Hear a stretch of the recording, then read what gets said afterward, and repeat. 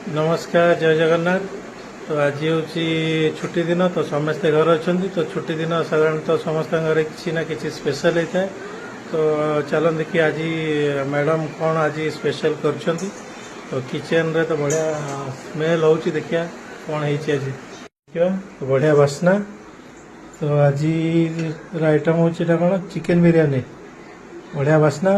तो सर्व करंतु देखिया खाइले जना पड़ो कौन केमती छुट्टी दिन में साधारणतः जदि घर टे आमिष न हुए ताले सेटा छुट्टी दिन भाया लगे तो तो मैडम आमर चिकेन बिरयानी बहुत बढ़िया बनाती। तो आमर फ्रिक्वेंटली यहाँ प्राय घरे बना हुए चिकेन बिरयानी ता सागर कौन सब रही देखिए चिकेन बिरयानी सहित रही आमर देसी चिकेन।